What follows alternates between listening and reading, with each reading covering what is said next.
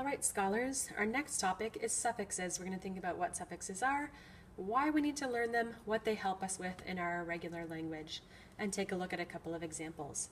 So, if you remember back to last time, I said that suffixes are part of a group of word parts that we can talk about, which is affixes, both prefixes and suffixes. But if we look at them separately, then suffixes are the parts that get added after root words, and they're really changing how a root word is used.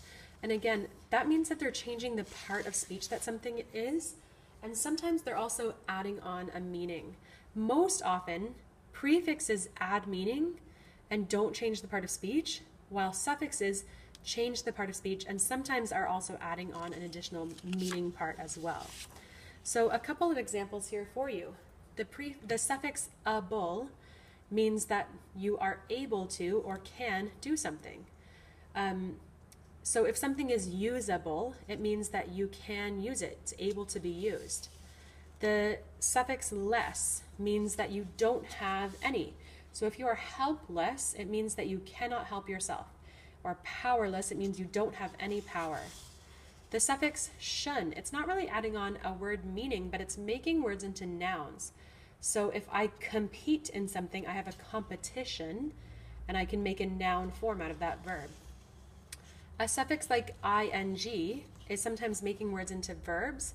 Like if I have the verb running, I can say I was running to the door when I tripped and fell. Sometimes suffixes aren't just making one part of speech, the words can be used as different parts of speech, which should be an idea that you're very familiar with now. The same word can be used as different parts of speech, just depending on how we use it. So think about that example there for a second, running, and I could say like, the running girl tripped and fell, then I'm using the word as an adjective. Or I could say running is one of my favorite activities, and I'm using it as a noun. So while suffixes are changing the part of speech, we can't just say, oh, ing always makes words into verbs. Sometimes it's making words into nouns or into adjectives. Shun is very likely to make words into nouns. Less and able are very likely to make words into adjectives. But again, everything depends on how we actually use that word that gets created. So if we are thinking about this for our own writing, it expands our ability of the words, specific words that we can use.